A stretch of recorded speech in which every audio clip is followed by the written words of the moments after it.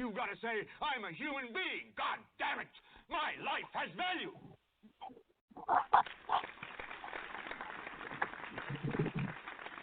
Welcome back. Welcome back to In Black America Radio with your host, Rasta B. It's another Friday. It is June 29th, 2018. And today's title show is called Failed Leadership and the Fools Leading the Negro. Guest calling number 646-416-54. Today's show we're going to be talking about, or really speaking on, Maxine Waters encouraging her supporters to fight back against the Trump administration, Terry Crews Senate testimony, and Alexandria Ocasio-Cortez upset victory over Representative Joe Crowley out in New York. But before we do anything, we got to bring in my co-host Smoke. Smoke, are you there? Yes, sir. What's poppin'?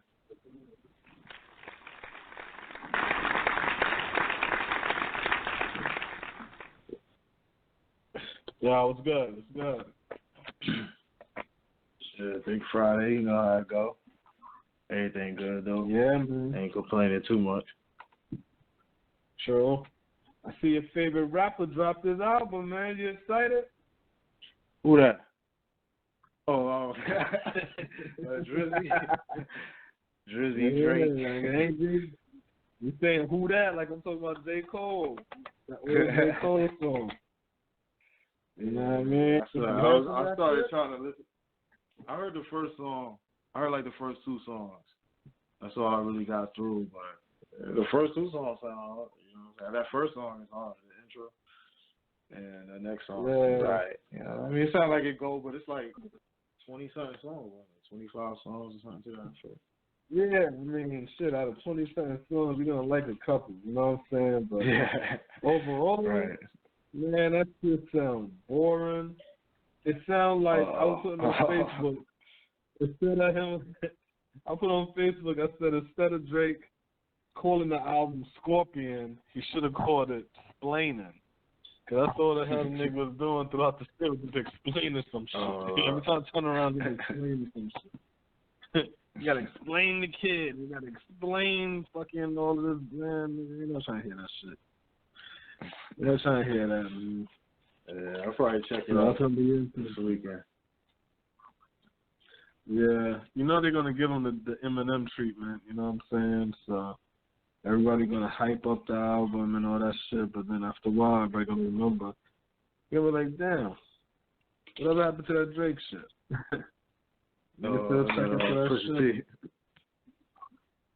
Nah, I'm saying everybody gonna hype the album up. Oh yeah. Yeah. Think about it no more. Nobody even thinking about that shit. You know what I'm saying? I'm like, fuck out of here, man. He lost his luster, man. He lost his luster. And then some other news.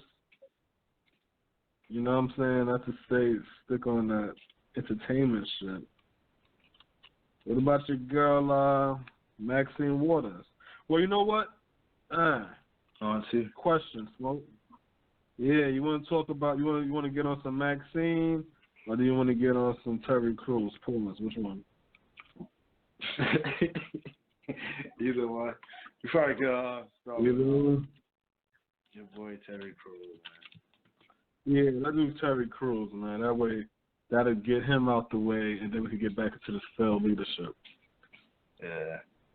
So Terry Crews had spoke to the Senate. Did you see that? The Senate testimony? Oh yeah. Me too. Yeah. Mr. Me Too. Mr. Me Too. No, ironically, we were talking about Pusha T, right? I know, right? So what you thought about that shit? I mean, it's like, to me, it's just like, it's him standing on weakness as a man. You know what I'm saying?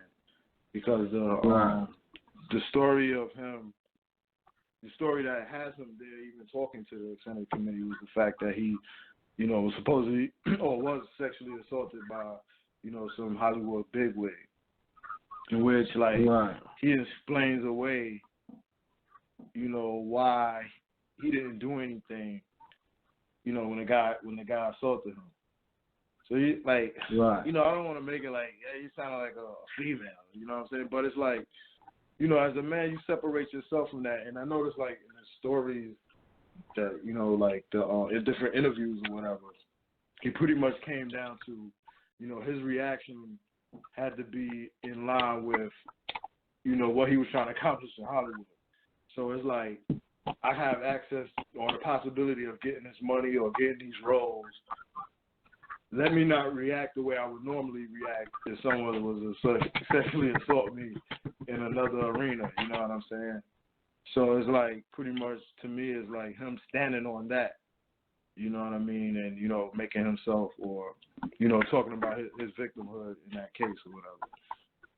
Because it's like, you know, it's like you don't want to make it a macho thing, but it's like big ass Terry Crews talking about some guy grabbing him. It's like, yo, come on, man. But see, the way I took this, I took it like this. I salute Terry Crews, and I hope he wins, and I hope he get his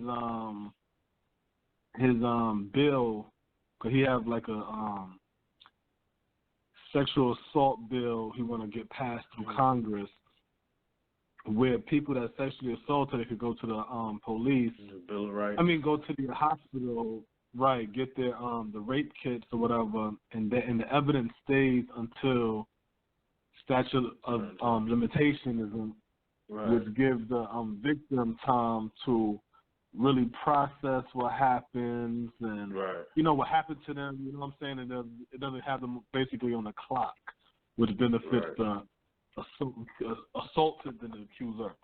Yeah. So I hope all of that goes through, first and foremost.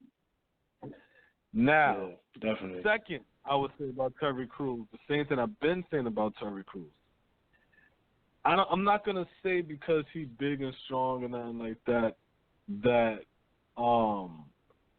like he should have been on point for everything. Because the way I look at it is like this. If you're not moving in that homosexual lifestyle and world, if that shit passed by you, it'll throw you off. If what I'm saying makes sense. You know what I'm saying, Smoke? Like, no, I understand what you're saying. Yeah, like if you ain't part of that world, you might like a shock. Somebody might say, yeah, it's a shock, or you may not be aware of it. So let's say now, for example, you don't know nothing about the gay world, right? And a nigga sell you a fucking rainbow T-shirt. You know what I'm saying? And you like, oh, this is, all right, I'm going to buy it. I'm going to support black. You know what I'm saying? But you don't know this is my T-shirt. You know what I'm saying? So it's like, so it throw you off. You know what I'm saying? You got little weird things that could throw you off. So when Terry Crews first said, I'm standing up in the party or whatever with my wife, and the dude just walk up to me and grab my dick. I didn't look at it like, yo, Terry Crews, you should have done. I look at it like, nah, I feel you. You it probably threw you the fuck off. Because you gotta see me, I live in Georgia. You know what I'm saying? And I used to work in Midtown. And the gay shit in Atlanta is real, you know what I'm saying? Especially in the Midtown area.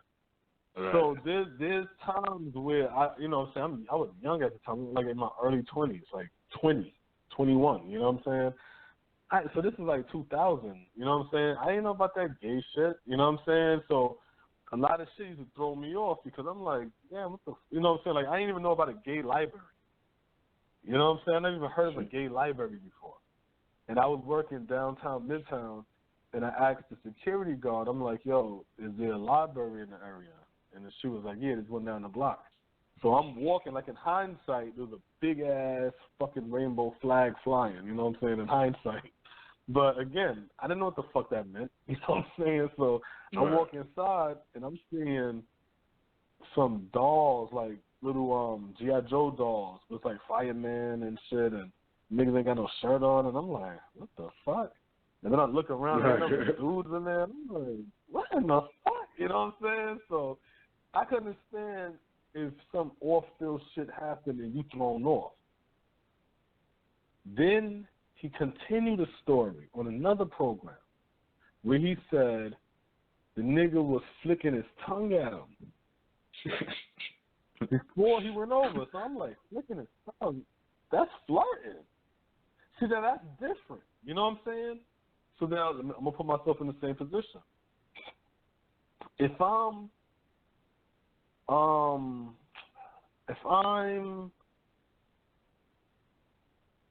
trying to give an example, but if it's a situation where it's like someone's flirting with me, okay, let's say I go to work and there's a gay security guard now and he's always flirting with me, right?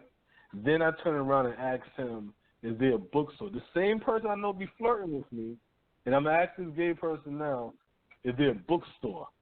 And then they send me to the gay bookstore. You know what I'm saying? It's like, if I tell you that happened, and then the gay bookstore, then it's like, wait a minute now. You know what I'm saying? Like, now it sounds different. It don't sound like a security guard sent me there. It sounds different. So when I heard that, it sounds different. Then when I'm listening to the Senate the Senate testimony, he said the guy grabbed his dick twice at that party. And I'm like, wait a minute. So he was flirting with you. He grabbed your dick one time, and then he grabbed your dick again. So I said, I goes back to my original thought about Terry Crews with this. You played with them. You played with them, and you got mad when they tried you. That's all that was. You played with them. He said something else. He said that a producer for Expendables 4 said, if you don't drop the lawsuit against Old Boy, you're not going to be in Expendables 4. Now, if everybody remember the pictures of Terry Crews, they had showing around on Facebook or whatever of him, everybody else in a suit, Stray-Am, Sylvester Stallone, all of that shit. They in a suit, and Terry Crews got suit pants on, but like slacks or whatever, but he got his shirt off, flexing. You know what I'm saying? And everybody like, damn, why you guys are the only one with your fucking shirt off? You know what I'm saying? Everybody else got their shit on. And to me, it's the same shit. You know what I'm saying? To me, it's the same shit. You put yourself out there. It's like you put yourself out there to be the whore. You know what I'm saying? It's like the same. It's like everybody out there chilling, and then you got that one girl who wanna, you know what I'm saying, put the bottle to her mouth, sticking her tongue, sticking her butt out, and, you know what I'm saying? Everybody taking pictures. She got to lift out her chin and show her titties. It's like, you know what I'm saying? And again, it's not that. You still have it? No, I'm just over there tripping. I'm just like, man, Terry Crews too big for that, man. You ain't got to whip nobody ass, but ain't no way in the world, man. I'm Terry Crews. I'm myself. Straight, well, 175, 85 pounds. Okay. The guy do all that. He throw you off. He lick his tongue at you. You like, oh, shit. Y'all bugging? Okay, I get it. For round one, what you going to do? Throw something at him? No. All right, cool. Good, I get it. He comes over. You got a relationship. You know him or whatever. Like, all right, he tore up or something. He acting crazy. He grabs your Johnson. Okay, cool. You don't whip his ass or whatever. Get away from me, whatever. You know, however it works. You're not even getting that close to me again. You're not even getting that close to me again. You know what I'm saying? He ain't get close to me after the flirting. Right. But if you want to give him a pass, it's like, okay. Right. But see, even if it's a pass, even if it's a conversational pass, because, this is let's say a workplace environment. Right. If this is a conversation we past, it's like I'm still keeping distance though, because I'm still on guard. Because I'm like, why the fuck is you across the table unless you were flicking your at my girl? You know what I'm saying? Right. What the fuck you there flicking your? So I'm already having a guard up because that was weird. See, if you just walk up to me, now I ain't gonna take me as in Rasta B, but if you just walked up and I'm talking to my girl and I'm like, oh, there goes such and such coming, and I'm talking to her, and then you just walk up and grab my dick, there was nothing to indicate that was happening like that. Yeah, I was about to happen. Yeah. But if you tell it, you know what I'm saying? But if you telling me first I saw him flicking his tongue and doing all kind of weird shit in my direction, that's some other shit. The nigga was treating him like a shot. Yeah, he was doing one of those dances Terry Crews be doing in his movies. You see? You see? Nigga caught him really like out. Yeah, it's just like it goes back to like the feminization of the black man. It ain't saying Terry Crews gotta go beat a man down or be some extra macho dude. But, you know, as a man, it's like when you listening to the story, you see him in the Senate, you know, the Senate hearing, it's like you a victim. And it's like, man, you know, you playing victim when you don't, I don't even want to say that you don't necessarily have to, because at the end of the day, he was assaulted, and whatever court case he's going after, whatever monetary shit, he should win that shit, because, you know, if he was a female, it'd be the same way. So I don't even want to phrase it like that. Let's not even say if he was a female, because it don't matter whether it's a female or a male. The shit was wrong. You know what I'm saying? Even me saying they treated him like a child, regardless, you ain't supposed to fucking assault sexually, physically, whatever. You know what I'm saying? So it don't matter whether it's female or he deserved whatever he getting. You know what I'm saying, or whatever it is that he's seeking. So he was violated. Just the way. So he deserved whatever he did. The way it looked is just like, as a man, when you see danger, when you see conflict, as a man, you will remove yourself from that. And so in these cases, as a man, you see what's happening, a possible escalation of something of sorts. You're supposed to remove yourself from that. You know, you're supposed to take your woman like, all right, it's not a good environment. Forget what's going on right now. You know what I mean? I gotta go. You're supposed to remove yourself from that. So that's really what the gist of it, I want to say, is like, and that's the point of it being like a feminization, because it's like, as a man, you're supposed to problem solve. You know, if you see something coming, step to the side. You know, get away from it. You don't allow it to happen. You know what I'm saying? And that's part of manhood. So that to me really is like the biggest shit. But then here go the cut nut part of it. His woman told him, no matter what you see or what happened, think about the house. Think about a livelihood. Don't react. You know what I'm saying? The whole shit was about materialism. Right. She was complicit in him being an effeminized man. So I noticed that in this whole Senate testimony, he kept repeating something. He kept saying toxic masculinity. Toxic masculinity. What? Yeah, I said, what the fuck is wrong with this attack on being black? On manhood. You know what I'm saying? Like, what's the? I noticed that a lot. It's a fucking attack on being a man. You know what I'm saying? And now it's toxic masculinity. Ain't nothing masculine about rape. Ain't nothing masculine about sexual assault. That's not masculinity. You know what I'm saying? Because when I'm about masculinity. Masculinity is not toxic at all. When you a toxic man, it's something out of masculinity. It's something outside of that you're dealing with. You ain't a full man, or you don't have a certain understanding about whatever the struggle is you having. That's not manhood. Right. So, and like before he was saying that, I've been hearing that term lately. I heard Charlemagne speak on it, and he was referencing a book or something. I can't quite remember. But I just heard him say it. It was like one of them pin mark and shit, like toxic. okay. You know what I mean? And then you start hearing it more and more, like shit that's the term that's just being thrown around like that. And I'm like, that doesn't even. Yeah, that's what those things don't coexist.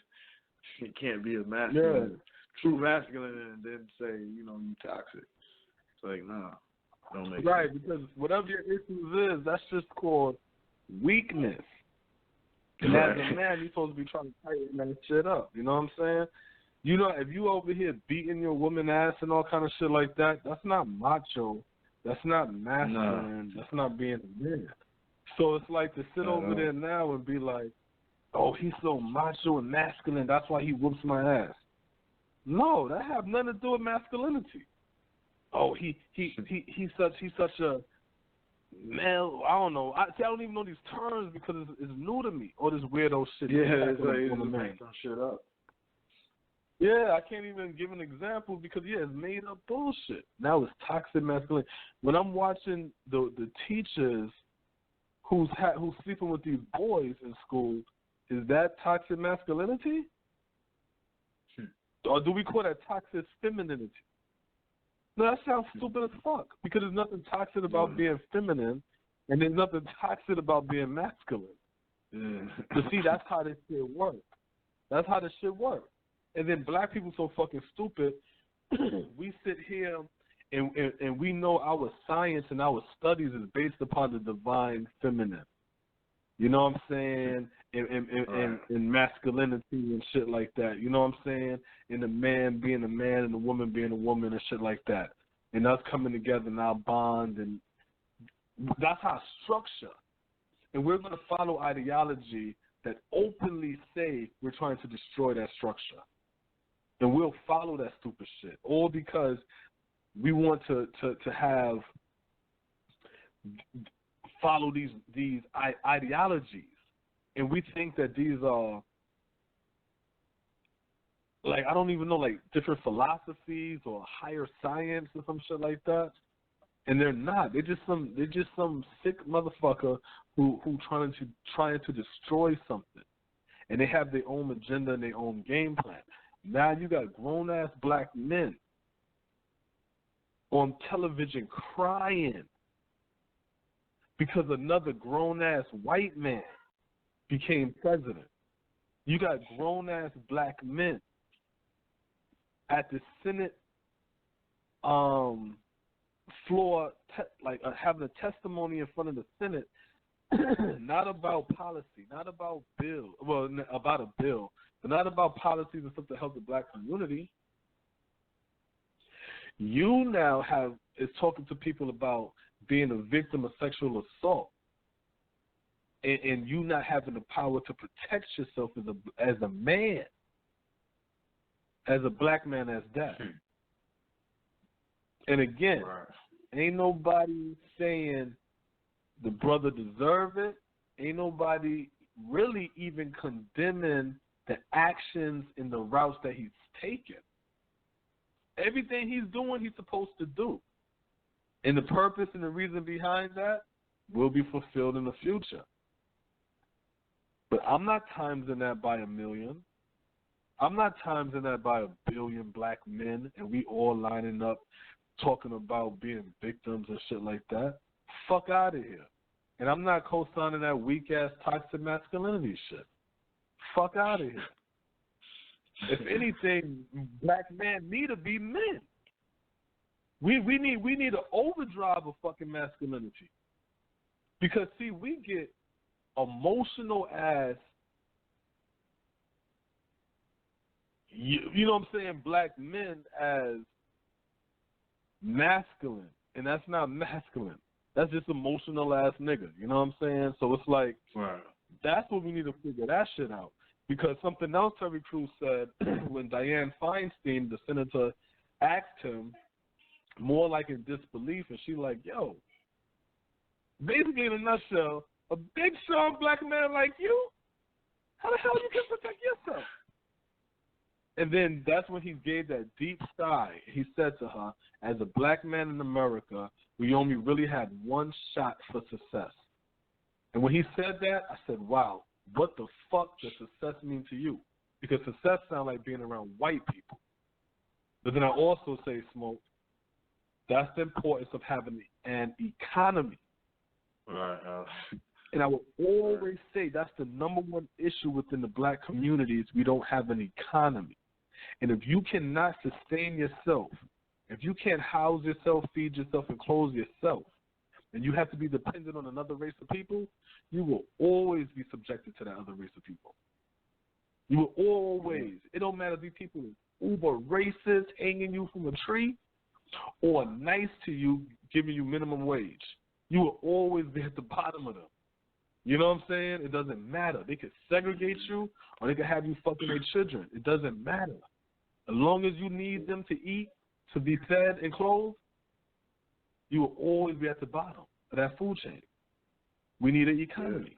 That brother said, grown-ass man with children, and I'm going to let it go to you, Smoke, but grown-ass man with children, married, said he felt like he had to subjugate himself to that type of living because he wanted to be successful. That's a damn shame.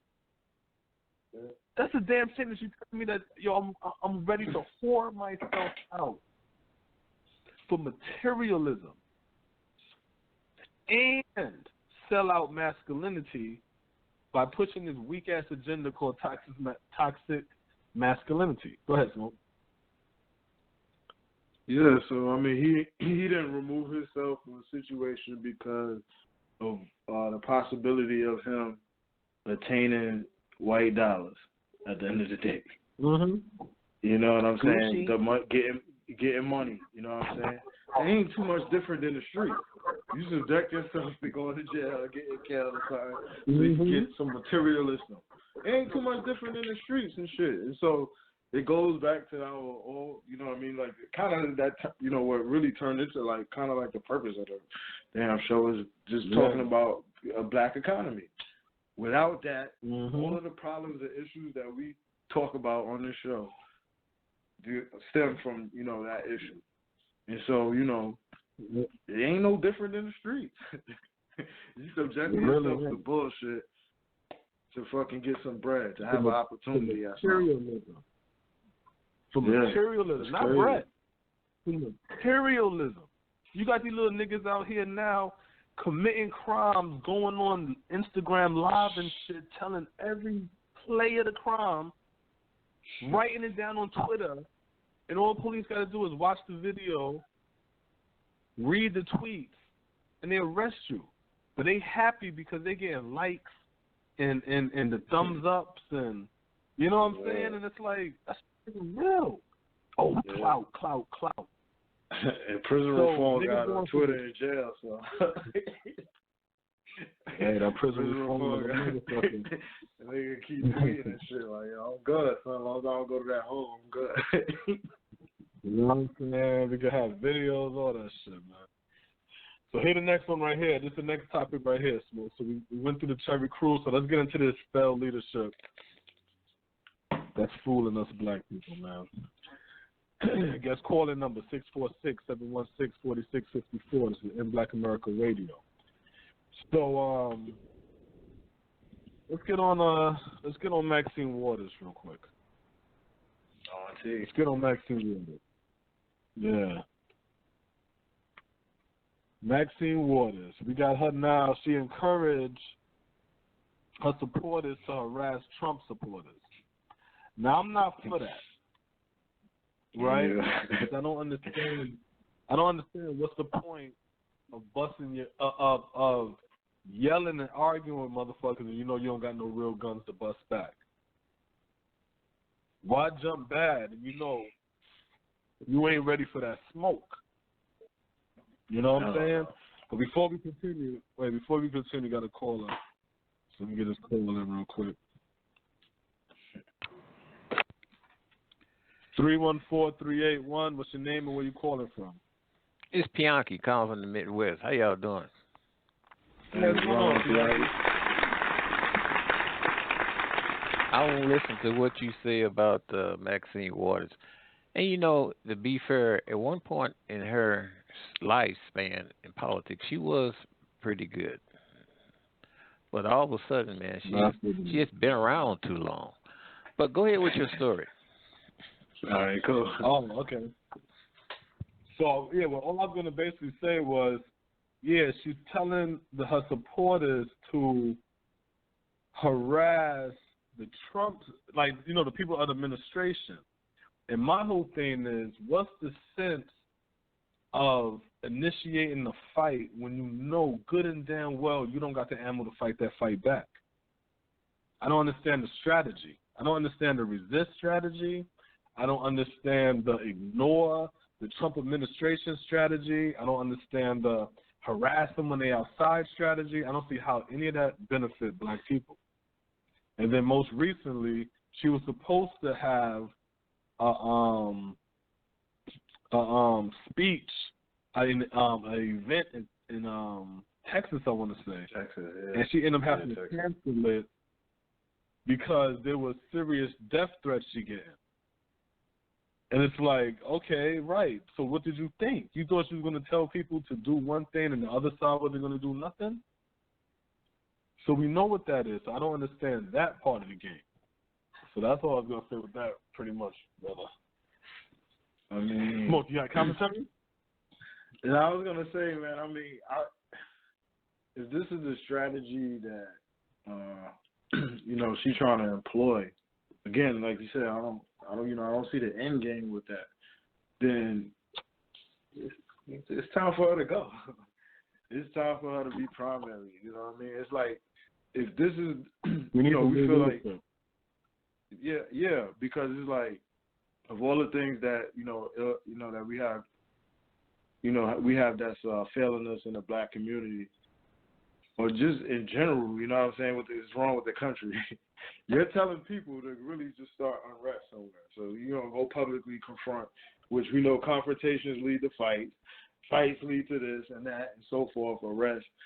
And we already deal with police. So it's like, that's not even a good strategy. So it's like Maxine Waters, she's comfortable, she got security, she can back out of any place where she feels is a threat. She can cancel, you know what I'm saying, and things like that. But you telling the people who really out here, who gotta live amongst Trump supporters, if they Democrats or whatever, you want them to start unrest like that and then actually be out there, you know what I'm saying, exposed, because we know it's like one thing leads to another. Starts with little public stuff, and then you used to catch somebody in at meetings and public forums. Then you catch them in a private forum at a restaurant. Then it starts going places that it doesn't need to be. So it's like it's like a childish strategy. If we're not prepared for it, we need to be worrying about strengthening our side. We're not ready for the fight. You know what I'm saying? Everybody, this is a family fight. This is Democrat white fight versus Republican white fight. This is liberal white fight versus conservative white fight. This has nothing to do with black people. We're supposed to be using, if one side decides, you know what, I'll help the niggas to piss this side off. Hey, we're supposed to be like, cool, this is what we need. We need factories, we need loans, we need to be, hey, give us 10 years, no taxes on our businesses. You know what I'm saying? We just supposed to be negotiating shit like that.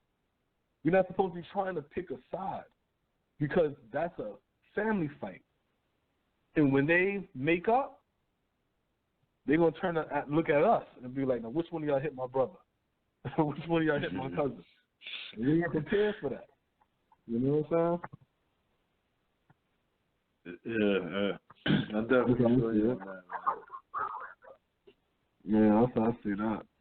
Childish strategy. Childish strategy is like, hey, go out there and make them have a bad day. Let's pick on them. Like, what are you gonna do? Like, put up signs or something? It's like, when I saw it, it just was like, damn, we don't have anything else to do, so we resisting. Now we want to cause, unrest. Just like, whatever, man. This is what the National Black Caucus and the Democratic Party, these are the strategies that they're trying to employ for us. And, we wonder why the state of the, black America and the black economy is the way it is. Because, going back to the title, we got failed leadership. Well, you And then know, on top of that, first, well, you know, I kind of disagree with what on those two accounts. But on Maxine Waters, she shouldn't be out there exciting people to behave that way. Just like the state legislature in Missouri, Maria Chappelle Nadal, on her Twitter page, said that she hoped that Donald Trump is assassinated. She is state legislator, and she caught a whole lot of skates getting ready to kick her out, which they should have done, because she ain't supposed to be saying that stuff. And I knew of a time during when it was either Reagan or Clinton, might have been Clinton, was in president, and a guy called in to KMOX radio, 1120 on the AM dial, and made threatening statement toward the president. I believe it was Clinton at that time. And hell, the FBI came to his house and rounded his butt up. So, you know, when you do those things, and even if you hear somebody doing something like that, you need to make some reports.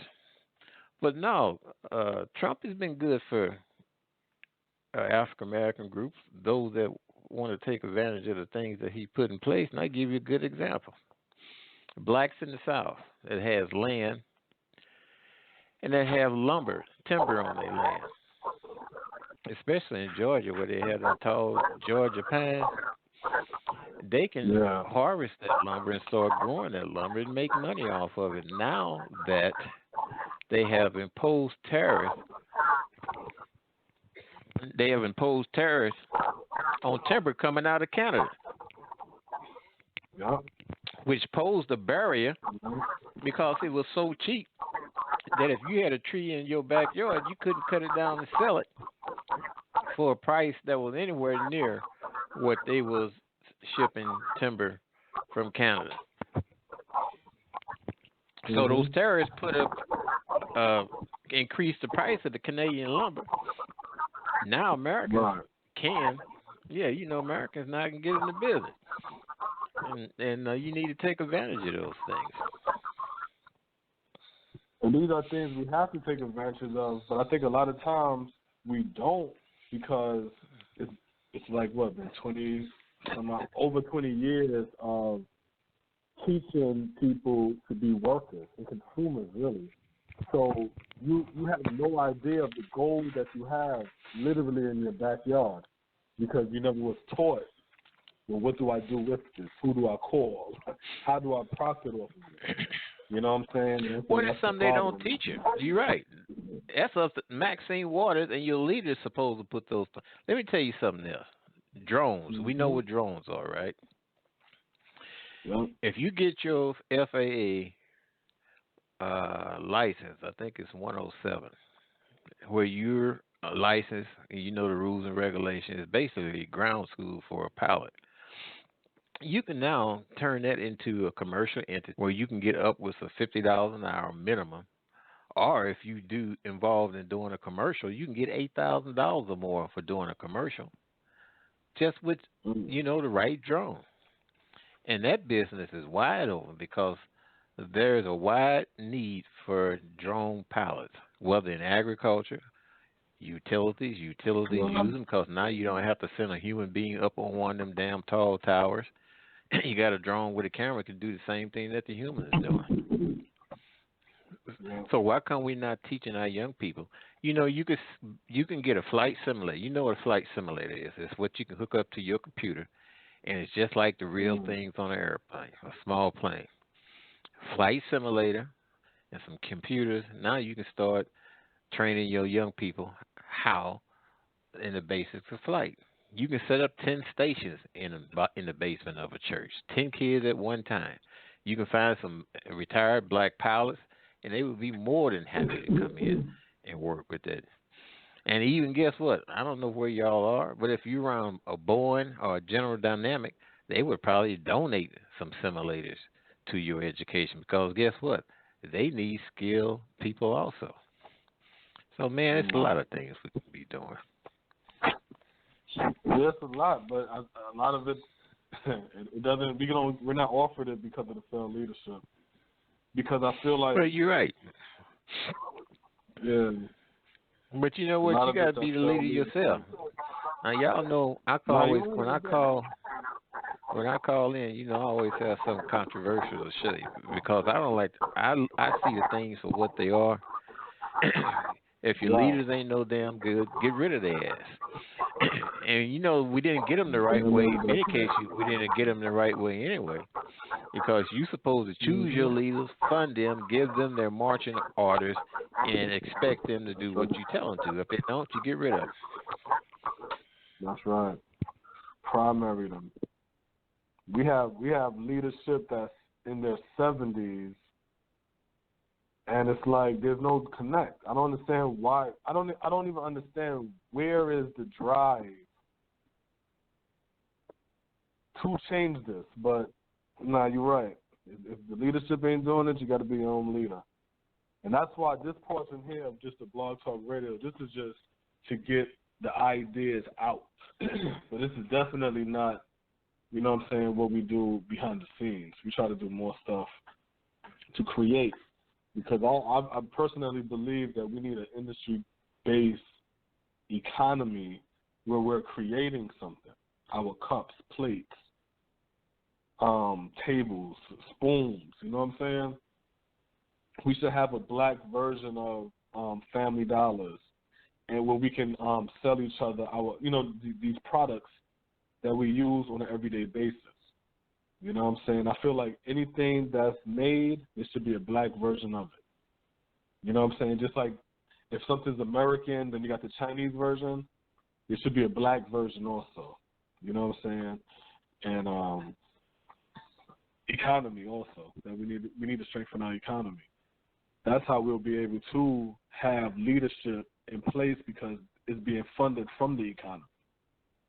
So then the leadership that is in Congress, they're fighting for our special interests, and they're being paid to do that instead of having to rely upon corporate interests or other outside interests. So, and all of that would take time, obviously, but I believe the first step would have to be teaching it to your children, not you personally feeling like, oh, I'm going to be the one to change everything. I feel like if you have a child, push all that energy towards that child and raise that child up so they can become engineers and things of this nature and start that ball rolling. But it's going to take time. It's going to definitely take time. So what's been going on with you, Pianki? Well, got a lot to do always, and I would need to live another 700 years to get everything done. I feel you. But I'm trying. I'm trying. I try to convince people or inspire. I don't try to convince. I try to inspire them. I say, if you got ideas, go ahead and put them ideas together. And you know what? I'll tell you what I really got to do is this principal who was a principal of an African Center public school, Pomoja, who we met down at Tupelo College back during the Indaba, which led up to the Millions for Reparation March in August of 2002.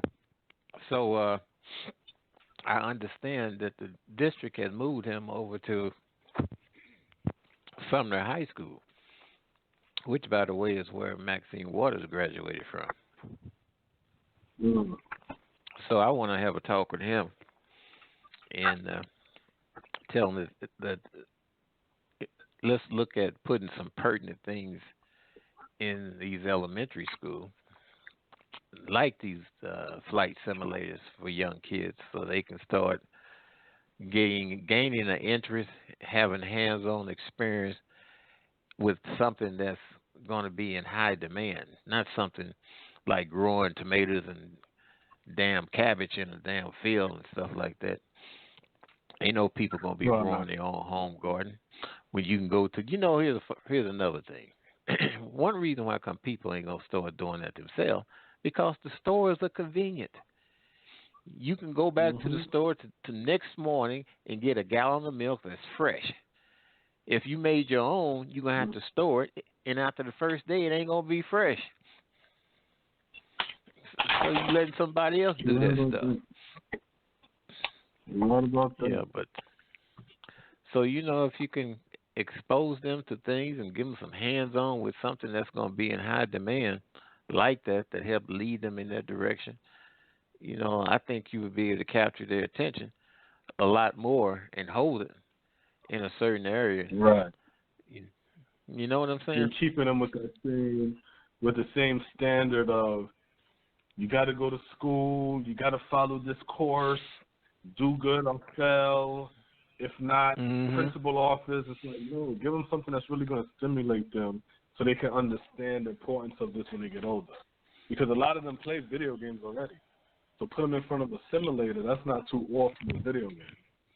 It keeps them in school. Teach them how to weld. Teach them how electrical technician type work and plumbing and things of this nature where, they can understand like, oh, I can use this to make money in my everyday life. You know what I'm saying? Compared to absolutely teaching me to go to college for a degree. You know what I'm saying? A lot of people not interested in that. A lot of people not interested. That's how I started. The good thing about black people. See, to me, the good thing about black people is because nobody want to service us and really do for us, everything we learn and anything that we start is going to be a hit. Because we're not doing for ourselves. We're relying on everybody else. So all it's going to take is one person. That's how I started flying. Me and a friend of mine on the simulators. At that time, it was Atari. They had a game called Jumbo Jet. We started off on that. Next thing you know, I had one of those little fuel planes that it was on the end of two control strings, and you go around in a circle. I used to take me and my daughter used to go out in the park with that. Then we started putting HO models together, remote control, flying them at Buda Park right outside of St. Louis. And them people out there had scale jets. Some of them had helicopters. Helicopters very difficult to fly. Next thing you know, we had a real plane. So with the need for pilots, they say they're going to need over 100,000 pilots within the next decade or so. So and there ain't hardly no blacks as it is now. Well, we need to start getting them ready for those things. And then once you start getting involved with flying for somebody else, because you got to get the hours, then next thing you know, you be able to start your own transport, flying for UPS or FedEx, or starting your own delivery. Yeah. Or you can rent your planes out to the rapids and stuff. I'm pretty sure they have issues. Have a party plane, huh? You know what I'm saying? Yeah. Just charge them. You remember that one movie? Remember that movie? You remember that movie? What's Snoop Dogg or something like that? A party plane? Yeah, Soul Plane. Yeah, right. Soul Plane. Yeah, but no, them possibilities exist. You just got to go ahead and want to do it and do them. Yeah. And that's what we're trying to do. And that's the whole purpose of the Blog Talk Radio, is just to put that type of information out there. Not the same old information, not that whine and victim information, not the blame game information. Information on, listen, there's other avenues that we could be going. There's other things that we could be doing to benefit yourself, benefit us as a whole, redirect your children. Instead of we all thinking, let me put them into sports. No, redirect them this way into engineering. Redirect them this way into fields that your child will be able to enter in easier, because we're not even populating those careers. Instead of you sending them into the careers that we're programmed to do. You know what I'm saying? Send them into the ones that they could get an easier shot to get into that, because we're not flooded over there, So. No, we're not. And even in sports, you got areas like broadcasting, you got the audio visual. They even use drones in sports too, And you got sports medicine, you got ambulance, you got biography, you got coaching. You got a whole advertisement. You got marketing. All those areas associated with what's going on the field or on the court need to be involved in those things. Got to. If not, we're gonna block ourselves out. That's why I don't understand the whole resist and all that other stuff. I don't understand that because my thing is we're always supposed to be fighting to better ourselves. And I feel like somehow we got too comfortable in believing in the dream of America that we stopped fighting. And now that you got a situation like Trump, and they're like, oh, you know, he's racist. So I'm like, well, if he's racist, we've dealt with racist white people before. Oh, he's this, he's that, he's stupid. Well, he's stupid. Why don't you run game on him? You know what I'm saying? I'm like, I don't understand the crime. Use this to benefit yourself, and we're not. So then, once that door closed, because I already know Trump's going to get a second term, and after the second term, I believe it's going to be another Republican after him, even if it's just for one term. So we're going to be politically ignored starting at 2000 for like 24 years. You know, I'm going to tell you something. Trump is doing people a favor. If you take, you know, he made mention about they're going to start putting money into space. All right. Well, then, what's going to come out of that? What businesses are associated with that, with space? You know, the very instruments that we talk on today came about with the advent of space exploration and mineralization of electronic circuits that turned into cell phones and so on and so on and so on. So it's a lot of money, a lot of business that can come out of these things. And some other things like the opening up of steel mills that's been closed, like putting tariffs on foreign steel. When you put tariffs on foreign steel, every country protects its local market. I mean, it don't make no sense. Look, if you complain about countries using child labor, using sweatshops, well, if they're doing that, and also the fact that it don't cost as much to live in these other countries. Well, sooner or later, these countries get technology where they can produce what you're producing. And guess what? It's going to be cheaper than your person across the street can do it. And then they're going to put your person across the street out of business unless the government protects it by putting tariffs, which raises the price of the incoming product where it's not lower than the national product. That's why come the Maytag man sits around all the damn time. That's why come Samsung washers and dryers. When you go to Home Depot, they are higher than a GE washer and dryer. Well, they're protecting the local markets. Ghana and West Africa countries do the same thing. Try to import a used car over to those countries. Hell, you would pay as much on a tariff than what the damn car costs. I know in China they got a system, the system set up with their business that if you open up a business over there, like these AT&T, Starbucks and stuff, they have to partner up with a Chinese first business person there. They absolutely. So why come you Maxine Waters? Why come you Maxine Waters and them didn't have that law in the black community with all these Arabs coming in there? Exactly. And guess what they do? They take money out of the black community, right? Let me give you another example, too. These immigrants that come in here, illegal or legal, what do they do with their money?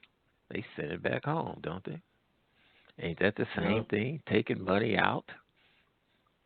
And why in the world you have more concern about kids coming from Guatemala, El Salvador, and Honduras? Sometimes their parents put them on buses by themselves. They hit the American border, and all of a sudden you have pity for these kids. How can you have pity for somebody else's kids who don't have pity for them themselves? And another thing, you're talking about separating kids. Let one of you be driving to the grocery store with your kids in the car.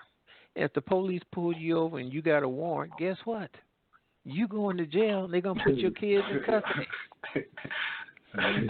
Exactly. Exactly. You see what I'm talking about? So I see black folks having crocodile tears and all that bull crap for this. Them people don't give a good goddamn for you.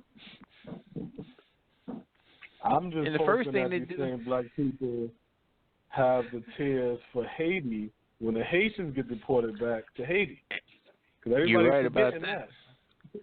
Well, remember when Bill Clinton was in office and them Haitian boat people hit the shores of Miami?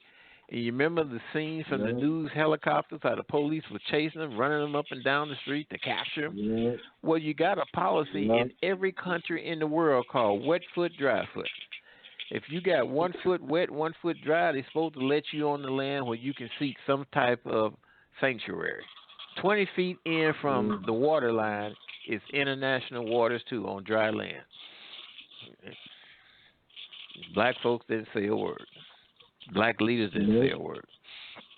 But here you got Sharp and them having a meeting over these immigrants and these kids that's supposed to be separated. Well, here's the point. If the people in these countries, and we know that there's some bad things going on, but the United States give them hundreds of millions of dollars. They belong to the Organization of American States. Why don't the Organization of American States come together and address that problem?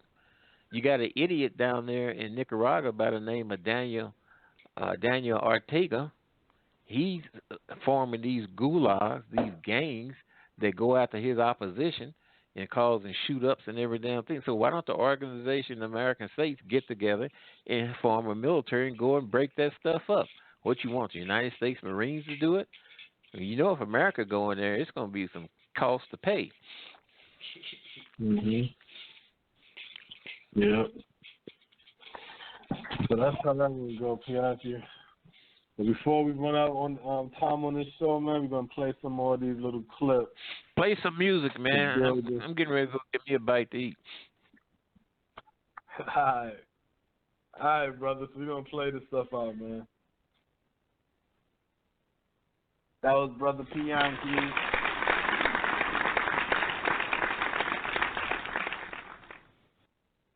So, Smoke, here goes the actual audio of the Maxie Waters talking. And if you see anybody from that cabinet in a restaurant, at a department store, at a gasoline station, you get out and you call a crowd. And you tell them they're not welcome anymore, anywhere. The Congresswoman pushing more division in a nation already seemingly divided. Protesters yelling shame at DHS Secretary Kirstjen Nielsen at a Mexican restaurant. President Trump name-calling at a political rally. I won't do it. Wacky Jackie. Somebody said she's in Nevada right now campaigning with Pocahontas. And Hollywood is not helping. Do something about your dad's immigration practices, you feckless. I'm going to say one thing. Trump. They said, our dad wants to meet you. And I turned around, and Paul Ryan was walking towards me. And I said, no way, man. Roseanne's tweets turn racist, and a former Trump advisor apologizes after saying this. Michael Hayden posted a picture of Auschwitz. Yeah, that liberal Michael Hayden. Yeah, that's green. You're out of your cotton-picking mind. Cotton-picking mind? Brother, let me tell you something. I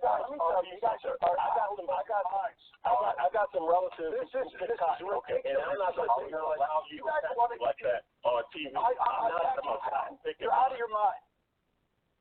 This is America, 2018. I could go on, but this is all just in the last few weeks. Let's talk about civility. So hear that, Smoke?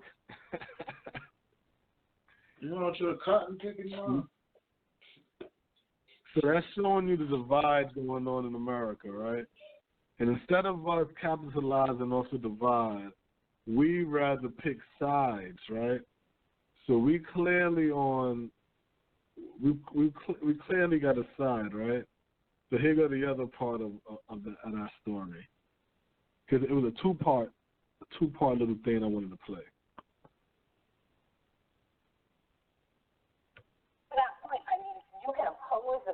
policy and you should be vocal about what you believe. But kicking Sarah Sanders out of a restaurant trying to eat over the weekend doesn't change policy. So that happened. And then Maxine Waters, the Democrat in Congress, is giving this speech at a rally, and she calls for further division. And then you've got the Republican Party, though, giving this president in a new Gallup poll a 90% approval rating. And he is the epitome of division, right? I mean, he wouldn't argue that he's divisive. Now, just so you can understand, they said President Trump's job approval among Republicans is 90%.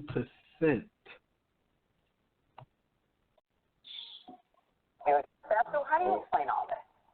Well, first of all, the good news. I mean, that whole clip was just disheartening, right? I mean, no matter what side of the aisle you're on, you're watching that, and it makes your heart hurt. I will tell you, the good news is I just drove from Savannah to Pittsburgh on the back roads, like 900 miles, 13 hours on the road, and I didn't see anybody. And I met people of all, political persuasions, races. You didn't see people interacting, behaving that way with each other. So that's the good news. I think sometimes what happens on social media and on the news, we see these things amplified. So as David said, we have had great divisive moments political moments in history throughout our history in this country. But the problem is twofold. First of all, social media, as I just said, and the constant news coverage amplifies it and makes it bigger, makes it, puts it in your living room. But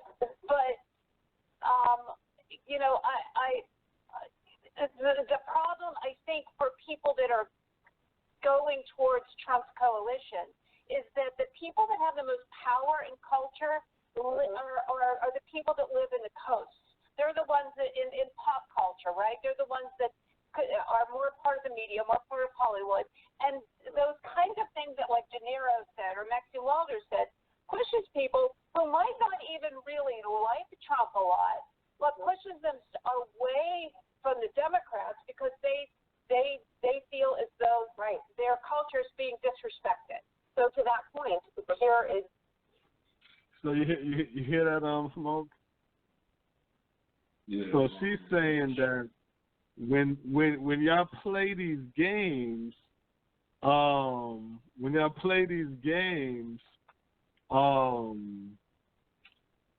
it pushes people more towards Trump.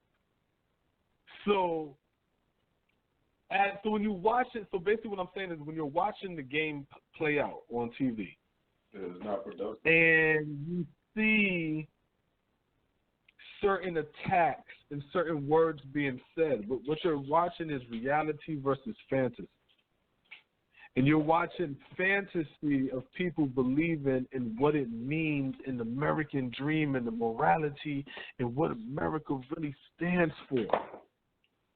And then you got another set of people dealing in reality who's like, we have the power to stop all of this shit, and I think I want to. You see what I'm saying? So, and for people that's not clear, the white people who control this economy we work in, they have the power because this is their economy.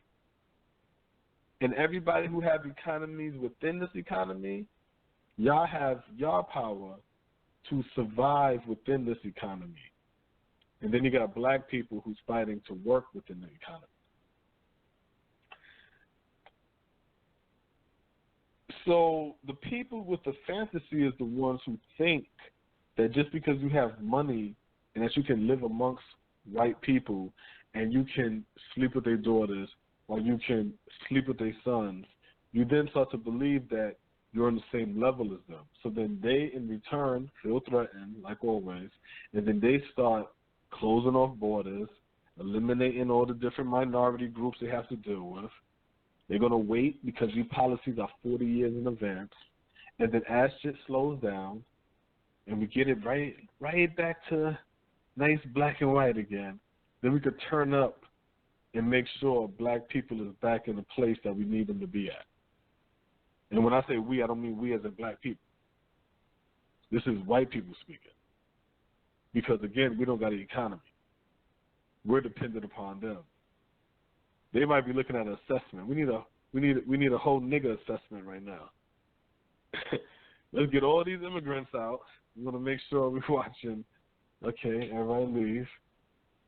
All right, now how the fuck are y'all able to afford this shit? We taking all this shit away from y'all, and they go back to the fucking early 1900s again. You know what I'm saying? And that's how the game goes. Why? Because we never protect ourselves. We work and we trust. We work and we trust. We work and we trust. And we never listen when they tell us what it is. This is Glenn Beck talking right now. Hold on.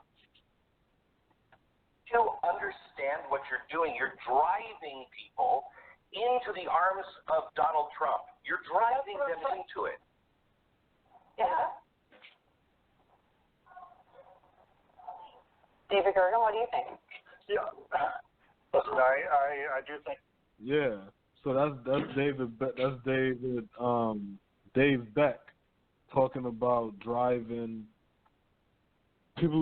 getting driven into the arms of Donald Trump, right? Voters saying the polls today in 7 states, including. Right. So I'm gonna play another clip of Mitt Romney talking, right? But it's just funny because it's like these antics. Basically, what I'm saying is these antics play out, and they play out on television as if it's powerful. You understand what I'm saying? And it's not powerful. These antics won't work. It's so they just look good. They look tough. Yeah, it's like somebody talking shit. You know what I'm saying? Somebody talking shit, and it sounds good until they get punched in the face and get knocked out. You know what I'm saying? Or you flinch, you buck at them and they flinch. You know what I'm saying? And it's like, damn, that shit talking. Politics, you win in politics through laws and shit like that. You don't win by just talking.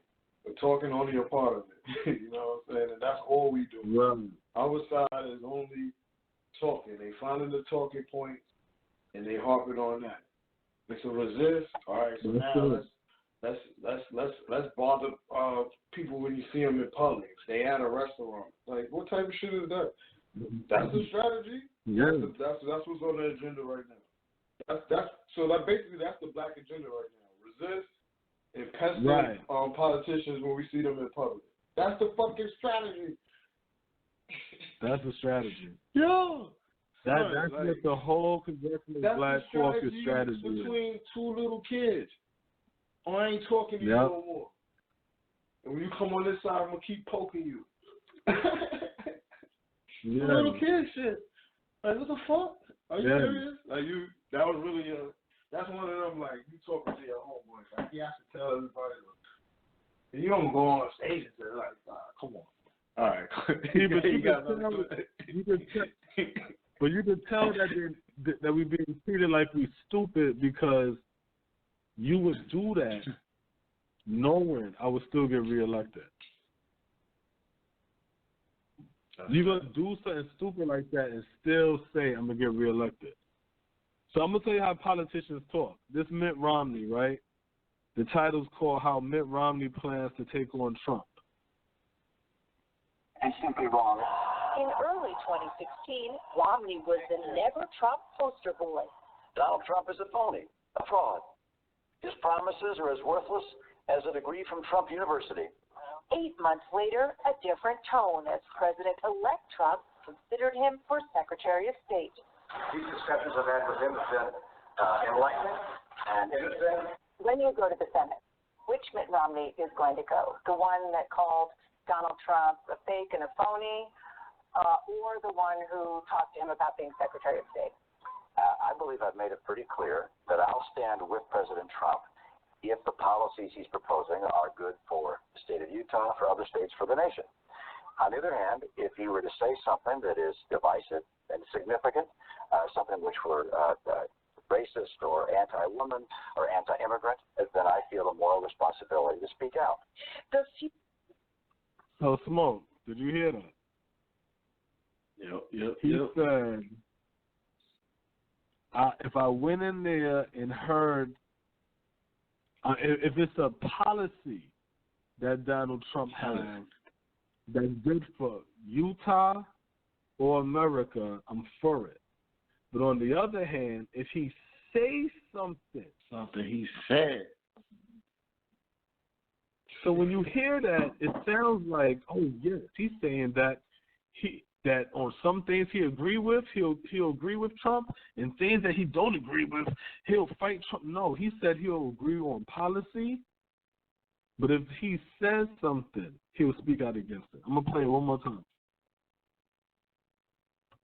Is going to go. The one that called Donald Trump a fake and a phony, or the one who talked to him about being Secretary of State?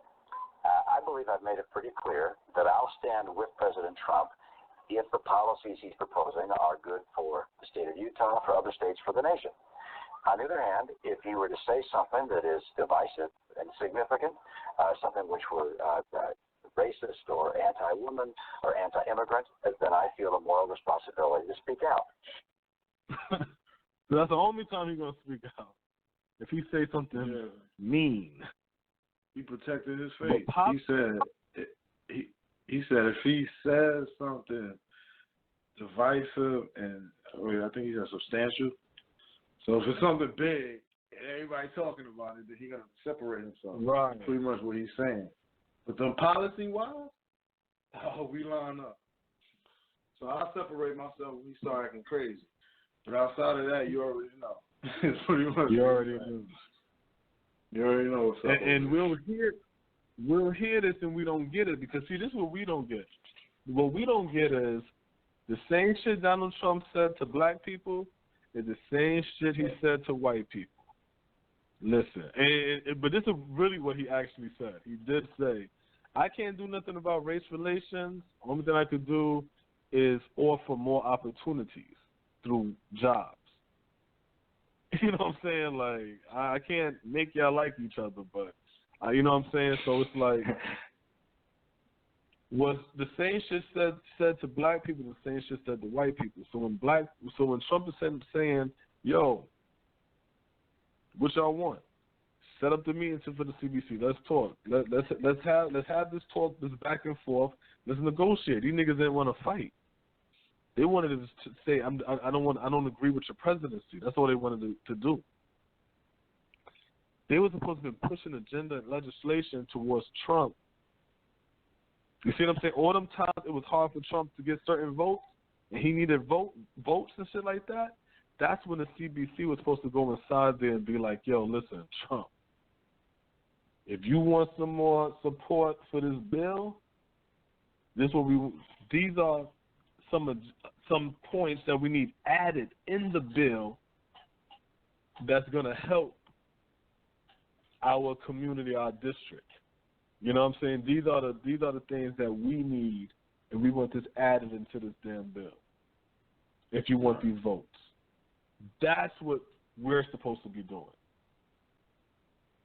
So people like Mitt Romney, people like the evangelicals. Oh my God, I can't believe the evangelicals support Donald Trump, and the porn star and Dennis Hoff just became got a Senate seat, and he's heavily supported by the evangelicals. You know why they supported by the evangelicals? Because the evangelicals was told the same shit black people was told, which was the same shit white people was told. Hey, I can't make everybody love God, but I can make sure y'all get some of this bread. So let me know. Everybody's pushing an agenda, basically, is what I'm saying. The evangelicals is pushing an agenda and doing things to align themselves up and be good on their side of the game, whatever that shit is, I don't know. The white conservative, Bible thumping, no mixing with the children, you know what I'm saying? Like all kind of shit like that. They out there like, oh, okay, we can tighten up our shit because we want to represent us. Black people, you had an opportunity. But you listen to the wrong people. And the wrong people is following somebody else's agenda and convincing us that this is what we should be doing and how it will benefit us. But it doesn't. It doesn't benefit us. We're the only ones on the sideline thinking we're going to win somehow. Remember this? Smoke? The whole, Donald Trump and his Muslim ban? We were speaking on that shit. Right, yeah. On a couple of shows back. Right, look. Now everybody say the travel ban now, right? Watch this, though. Watch this right here. Just getting it, I think, because the Supreme Court has ruled in favor of President Trump on the travel ban. Read that banner. Supreme Court rules on Trump's travel ban in favor of Trump's travel ban. Now, look, we're digesting this. We're getting details as we speak, but I'll repeat it. The Supreme Court has ruled in favor of President Trump, who has gone to court over his proposed travel ban. So, Trump got his travel ban. This was a big deal. A big deal. Trump ain't say, oh, man, they shot it down. I'm not going to do that. No, they kept fighting and they kept reviving it. They kept fighting. They kept reviving it. Now they got it. They got the travel ban. So as his policies push on, we're still holding on to a hope that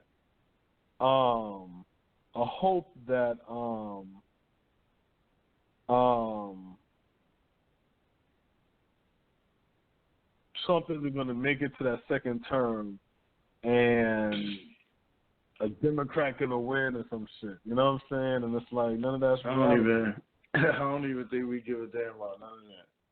I think we done been pushed to the point, like the people done been pushed to the point where we cool with being agitated and just talking shit about Trump. You know, and we probably would love another 4 years. This so we can just talk shit. Because this is the strategy that they pumping down to us. You know, I don't even think we thinking that far right now. You know what I'm saying? Maybe before, maybe like earlier in the year, but it's like we done been beat down. Like, it's like, you know, like even when you just talk to the average person, it's like yeah, man, shit gets fucking gas is high, man. Yo, Trump, man, it's like it's all the stuff like damn, we ain't even talking. We just talking. Like I'm just making a regular comp. You know what I'm saying? It's just like we cool to the point of that and shit. And so it's like you see Maxine Waters throwing out the strategy of you know, people being agitated. And so you probably just gonna see more of that shit in terms of like protesting and, you know, just people on TV, the Robert De Niro, you know, fuck Trump. You know, you're gonna see just more of that. And it's fitting into the whole resistance thing. Yeah, and it fits to the agenda, because the agenda is resistant. It agitates. It fits right into that. It fits right into what they say they're doing. But when you look at it from a whole, it's like, you know, ain't no laws being passed. So you still got brothers and sisters getting killed by police, getting shot in the back. You just had another case of a young boy running off. What was that, Pennsylvania?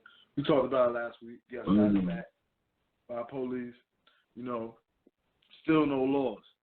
So we got problems there. We don't have an economy. We still got all these issues that's going on in the black community. And we're not working with the administration because it's a different party than what black people support. So we just gonna do nothing. Oh, okay, cool. So we guaranteed to be in the same position 8 years from now that we was 100 years ago, 50 years ago. Yeah. You know what I'm saying? So it's like, it's just basically the struggle, the black struggle has just come down to shit talking. Shit talking, and now they add agitating to the mix. What the fuck, man? Protesting. It's really turned into that. And it's like, we're cool with that. Like, that's the end result. Let's go out and protest. You know, everybody in the uproar, people changing their avatars on social medias, people talking about this, making their shows and stuff like that, and then that's it. No laws come out of it. But just to hop backwards a little bit with the thing about Terry Crews, which I like, was the fact that he's introducing that bill. You know what I'm saying? So for him to be like, he was a victim of, the sexual assault. For him now to push that Bill of Rights bill, the Sexual Assault Survivors Bill of Rights, I think it's called. For him to attach an actual bill or law onto, your purpose. You know what I'm saying? That's dope. You know what I'm saying in that sense. So in the case of like, all right, this happened to me. So I'm gonna make sure that me putting my name out here and going to the, the Senate hearings and doing all that stuff, it's gonna result in a law. So when this happens from this point forward, when they put that law in place, then we have a standard procedure of what should happen. You know what I'm saying? And help ease victims of sexual assault. You know what I'm saying? So that should be happening. When when the first time somebody got shot in the back, okay, that's a law. The suspect runs off, you either run behind him or there ain't no shoot in the back. No, but that's supposed to be how it works. You see what I'm saying? But it don't work like that because they don't represent us. Like, for example, this is Cory Booker talking about Supreme Court upholding Trump travel ban. Religious-based travel ban. It really makes no sense when you look at the countries in terms of security. If it really was about our safety, it would be a different list, two different tailored lists. But again, this stems from a person that started their campaign talking about Mexicans and Muslims in a way that just disappoints me. I'm just coming back from the border, so I'm still just emotionally raw with what I saw down there. And, we need to reclaim our values. And I'm not saying it's not partisan values. It's not Democrat or Republican. We're a good nation. We're good people, and we should be setting a standard on this planet of what humanity should be about. And there's an ideal that you have to balance with security, obviously, but an ideal that runs through so many faiths, just simply love thy neighbor. And there's no exceptions after that. And we have darker chapters, but we have some incredible chapters of light in which we've done that and opened up our arms to people who are escaping tyranny and violence and famine. But we are a stronger nation because of the histories of Irish Americans, Eastern European Americans, so many different bloodlines in this country that have all formed the fabric of who we are. And I just feel like this president's assaulting that day after day with his rhetoric and with his policy action. They had to revise this travel ban so it's not targeting specifically just Muslims and Muslim nations. I mean, can you really say that this is actually a Muslim ban? Well, this is what I can say is, thank God, we are not a nation of tyranny, because the president has tried multiple times, and his efforts have been diluted by the court system and by good-meaning people. He was not able to do what he wanted to do. This represents, in many ways, a retreat from his original position, which was banning people based upon religion. So he tried again and again and again, and he finally found something that they were able to tailor to get through, it seems, constitutional muster. I still disagree with the decision and the outcome, but I think we just cannot walk away from the fact of how this all started, which was a president that said that he wanted to ban Muslims from our country. And we're a nation that has had Muslims part of our nation for our entire history. Great scientists, great athletes, from Muhammad Ali to people who are some of our greatest heroes. And this is a person that wants to use something that our founders rejected, which is a religious test. And again, there's a moral assault, a moral vandalism going on. And I saw it yesterday on the border. And I'm going to do everything I can to fight for our values. That are really, to me, some of the deepest things I love about my country. This is a French word. So what you got to say about I want to smoke? Yeah, I was chilling. Yeah. No, when you talking all soft, like, you know what I'm saying? Like, coming back. What the fuck is you talking about? But it goes back to, just like the emotionalism. Like, he's talking about, what he saw and how his feelings, and he's just like, I'm still out of it from what I saw down there. It's like, You know, it's just so like emotional, like, and that's the kind of like the you know how they bring us in as a people. Is hit you with something emotional. You're like, oh man, you're like, even Cory Booker saw that, so you know it's crazy down there. And you just attach yourself onto the cause even more. You know what I'm saying? But ain't really our cause. You know what I'm saying? And so that, you know, and that's really what it boils down to. So with him, when I'm listening to it, like, you know, when I initially heard it earlier in the week, like, why he talking like that? But it's like, you know, drugs. Then he started saying like, oh, you know, I was down there, I'm still, you know, and so it's just like an emotional play, and you know, we hear the story, we see that, we attach onto it even more. He always get us with the emotional play. We fall for that. Yeah, because it's all about it's all that moral and feelings and emotions. And right. They catch you off of that, so that's how they get you off. You know what I'm saying? But the white people ain't thinking like that. They thinking about their children and their future. So they don't care about that moral shit. They care about who they're gonna pick for Supreme Court judge. They care about protecting their own interests and their culture and their way of life. You see what I'm saying? And their way of life is stepping on top of your ass. So for you to sit there and say, I'm not going to get invested in my future, we're just going to resist somebody, that makes no sense to me. You know what I'm saying? And it's like, that's a weird argument. That's a weird fight. So here's another one right here, Smoke, to listen to. Taper questions upset congressman.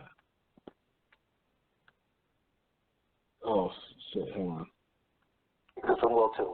So let me ask you, in 2015, President Obama signed a law that contained provisions that restricted travel to the U.S. for people who lived in or visited Iran, Iraq, Sudan, and Syria.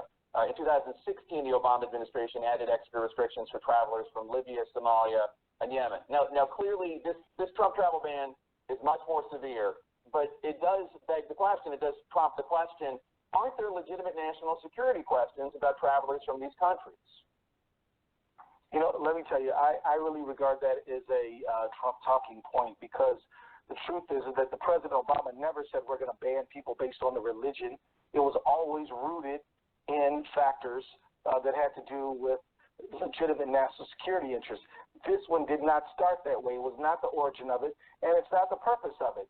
So to try to say they're somehow equivalent or the same, I simply cannot accept that as a false equivalency. And why don't we take Trump at his word? He said it's a Muslim ban. Now everyone's falling over themselves to say that it's not a Muslim ban, but he said it was. I believe Trump on this. Well, I'm certainly not going to back what President Trump said about banning Muslims entering the U.S., but when they did craft the travel ban, one of the things they did lean on was previous acts by the Obama administration. That's what the Department of Homeland Security did.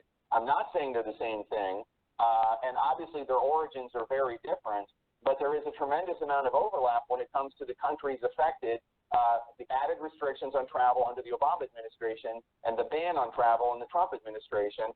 I get that they're different. I get the origins are different. I get that the men, Obama and Trump, are different. But does it not prompt the question that maybe there are some serious national security questions about these countries of which there's an overlap? So you heard that, Smoke? Yeah. Yeah, so the brother, he talking, Taper, he you know, this is CNN, but he telling him basically in a nutshell, like, we're calling it a travel ban, just to show you all white people end up clinking back together. And the brother Keith Ellis, he's like, why do we keep calling it a travel ban? This is a Muslim ban. This is what Trump called it. And he's tripping because I know he feels like he's in the Twilight Zone. Because it's like, when in the hell did it start to be called? I could have sworn we all agreed it was going to be called, but yeah, these white people, they playing us like puppets. They playing us like puppets. This whole Trump shit is slowly falling apart. Slowly falling, from the Stormy Daniels to the Mueller, it's slowly falling apart. And now black people are still out there marching, and Maxine Waters, she out there screaming, and Keith Ellis, he out here. Black people not benefiting from none of it. And now watch black people get smacked up. Watch it. Yeah. So watch this point. This is the Farrakhan point. Oh well, no, it's not. But it's coming up to the front.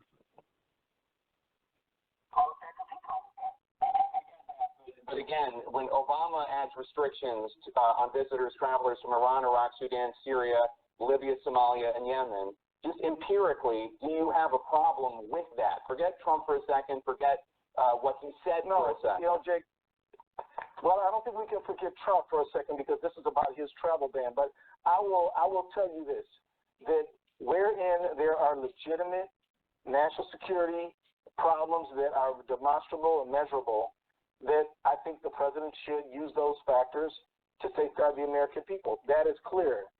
But I will just say it's not what this is all about. And I think that we cannot simply ignore intent, purpose, and we can't ignore the way that this president has approached this entire issue. I think that it makes a lot of difference who would be exercising the discretion here. Somebody who believes in our constitutional norms of equal justice for all and equality before the law, or somebody who has really just sort of said that they're not about that. So I think these things are important, and I know folks would like to wish away Trump here, but we can't. He's the president. This was his measure in the beginning, and he's going to continue to be the president for at least the foreseeable future. You've been decrying. Now, the funny part now is he felt good after saying that. He told Taper, he said, no, we can't forget about Donald Trump because he's the president and woo, woo, woo, and wah, wah, wah, and all the other shit he said because they're trying to show the similarity between what Barack did with the, you know what I'm saying, and Trump. And he's like, yo, Barack banned these people. I'm banning them too then. Okay, I'll add a couple and make it look like his. They gave it to him. This is CNN. This is a congressman. This is a Democrat. Now get ready for this, Mo, because this is the part that I want to hear your opinion. This is the Farrakhan part. President Trump's bigotry, obviously, you used to follow somebody who continually expressed sexist, anti-LGBTQ, and anti-Semitic bigotry, Louis Farrakhan. You've condemned Farrakhan's bigotry. I would disagree with that. Sir. But what do you disagree with? Comes up in this context. Well, you're decrying bigotry, and Louis Farrakhan is a pretty clear bigot. Right, and I agree that that's true, and I think that I've made myself very clear. But look, that's going back to the false equivalency. I don't have any support for what the individual you just mentioned stands for, nor do I agree with Trump's bigotry either. But that again, anytime somebody tries to say that something is unfair and bigoted, if you're going to say, well, one time you sort of said something or somebody said you said something, and then so nobody. You were a follower of Farrakhan. You were a follower of Farrakhan, sir. No, I wasn't, Jake. I'm sorry. That's not true, Jake. But I just want to say to you, if anyone who raises concerns about bigotry then is put in a position to have to defend themselves, then we never get to talk about bigotry. And I hope that's not what your purpose is, Jake, because you stood for an equal society. But if you're going to try to put me on the spot and have to explain myself,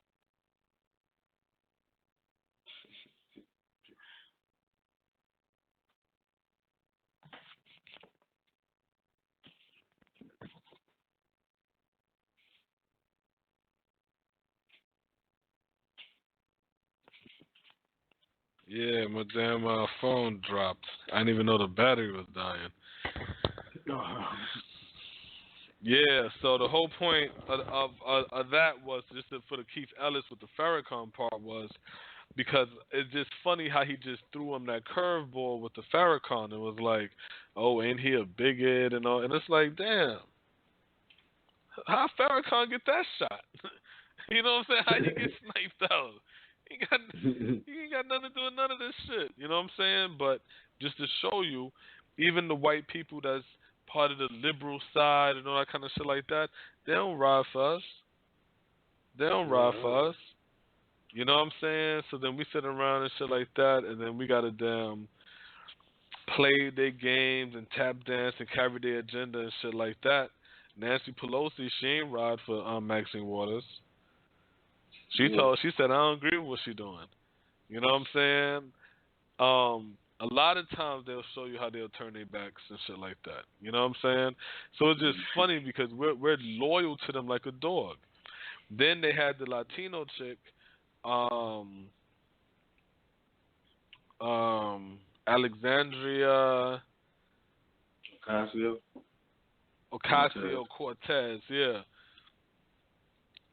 I'm mad that my phone died, so I won't be able to play the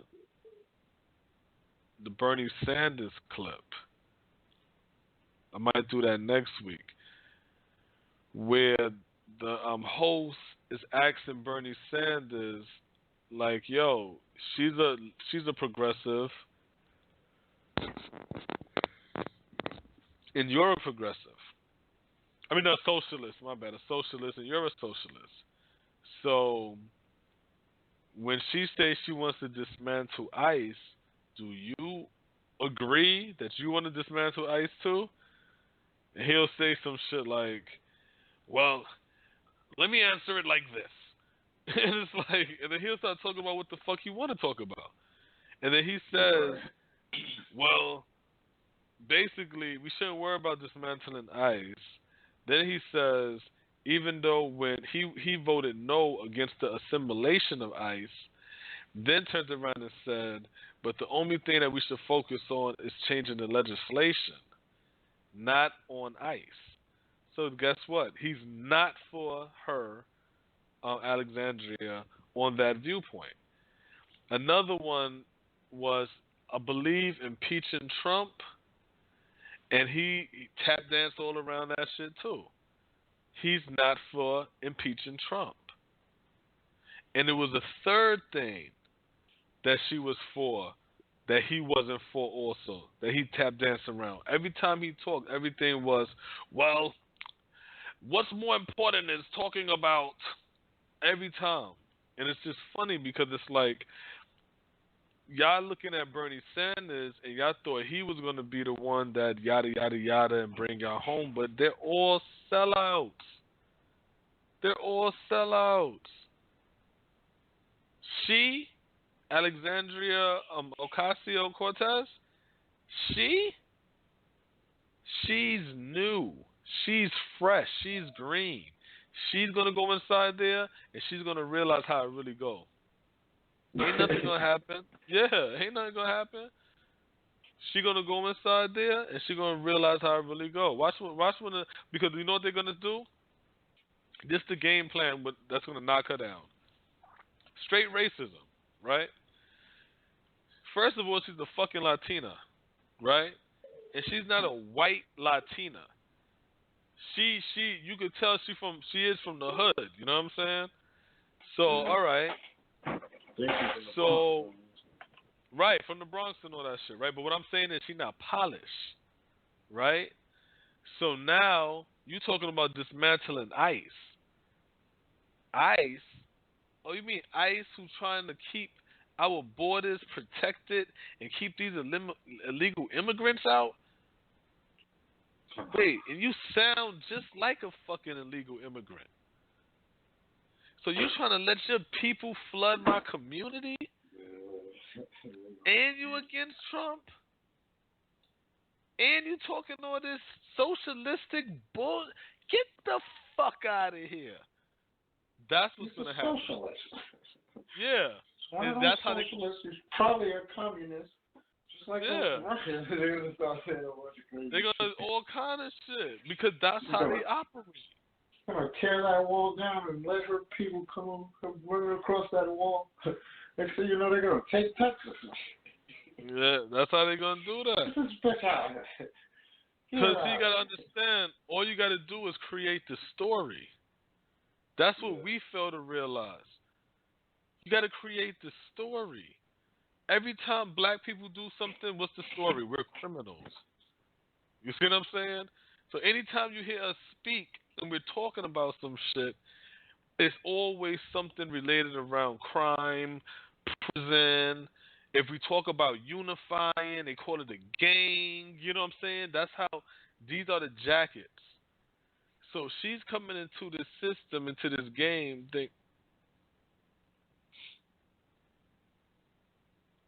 thinking that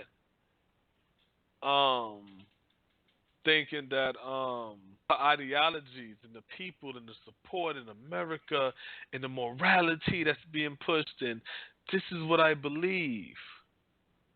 And it's like, that's not how it works, yo. That's not how it works. This shit is a fight. It's a bloody fight. It's a bloody fight. You see what I'm saying? Straight up. And it's sad because I watch black people on the sideline not fighting. We're picking sides, we're dancing, we're entertaining and shit like that. And I just feel like, damn, man, we like the sheep to get slaughtered. All because we don't know how to play the game. We sitting around and shit like that, getting all emotional and shit. It ain't nothing to be emotional about. Look at Meek Mills. Meek Mills listened to Jay-Z, and that was bad advice Jay-Z gave Meek Mills. Meek Mills could have went up there to the White House, talk his talk on prison reform, and asked for a fucking pardon. Yeah. No, he listened to Jay-Z. Jay-Z said, don't go down there. Don't speak to Trump. Fuck prison reform. Meek Mills did it. Kim Kardashian took his place. She got somebody up out of jail. Meek Mill is still under the finger of the judge, his original judge, and she ain't giving him a retrial. So she ain't giving him a retrial, and he's out of jail pending the trial. So if the trial don't happen, they could send him to jail anytime. So then when that happened, then you turn around and you say, fucking judge, fucking bitch, and all kind of shit like that. And it's like, nah, y'all could have spoke to Trump. Van Jones went up there and to push a prison reform bill, some type of sentencing shit they pushed, and Trump signed that shit. So y'all, yeah, niggas want to be on the sideline and shit. Sideline ain't doing shit. How the sideline working? You ain't doing nothing on the sideline. Everybody that's Van Jones, crying ass Van Jones, still turned around and worked with Trump and got fucking some type of shit passed and shit like that. Results.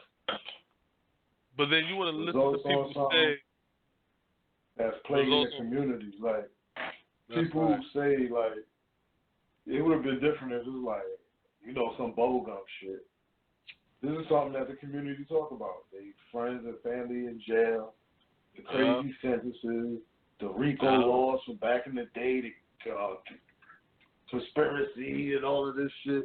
You know what I'm saying? So now Van Jones goes in and you know, with the results of that, people are going to be released from jail and getting early releases because of that. That's something that, you know, you always hear something about reform and prison reform, people getting out of jail. So that's something with results. You know what I'm saying? Kim Kardashian got the lady out of jail. You know what I'm saying? Got her, you know, going. So that's something with results. You know, it's not really not bubblegum.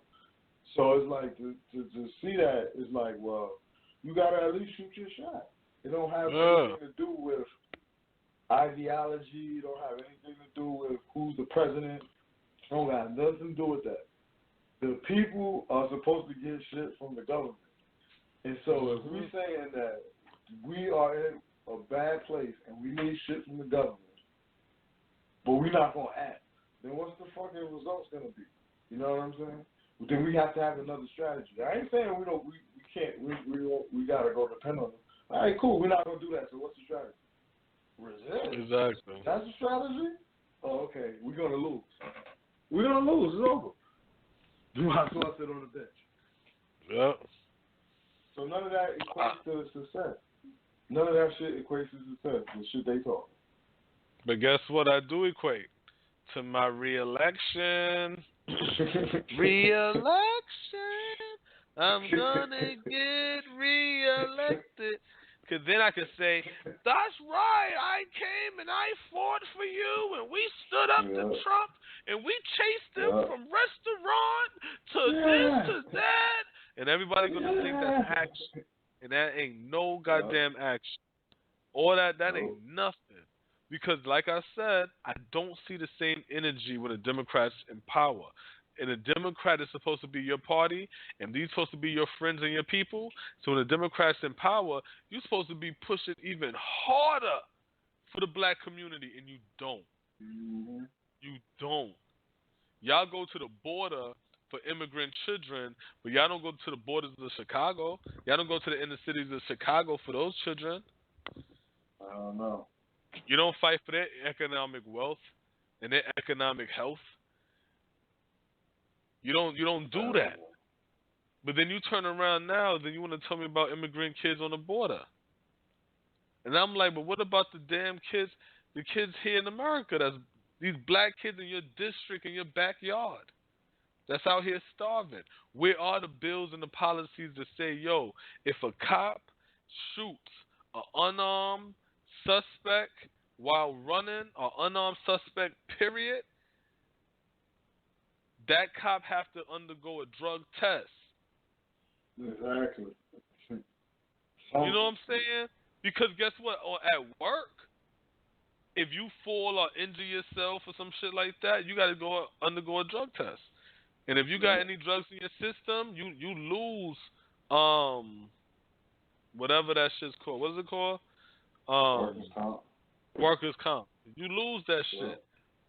And that's the same shit with cops. I know somebody who lost their job like that. You know what I'm saying? They was driving for fucking like UPS and shit or one of them shit. Yeah.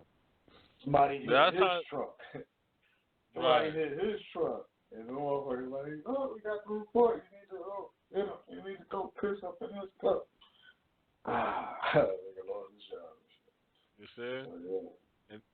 And that's the whole shit. It's like, that's how it's supposed to be. If you shoot an unarmed person, yo, I need to see if you under the influence. What the fuck made you think this person with no gun was a threat to you? Why you thought this person running away from you? On meth. Yeah, you a meth or some shit. You all kind of fucking pills, coked up and shit. Mm-hmm. Seeing demons and all kind of shit. Now you gunning me the fuck down and shit because you think my basketball is a gun. Nigga, you high. Shit. You high, my nigga. Shit. Yeah. Look, the New York cops. It was 5 niggas during the Sean Bell case. Nigga, it was only 4 of us in here, however many it was. You know what I'm saying? Maybe it was 3 in there or some shit. They're going to say 4. Yeah, it was 3, and then they're going to say 4. So it's like, yo, there's only 3 of us in there. They're going to say, no, the 4th one who was shooting at us and he must have ran away. Nigga, you shot 72 shots at us. And he like, yo, that nigga flew away. Yeah, come on, you high. We can't find him. We can't find him. Florida to the moon.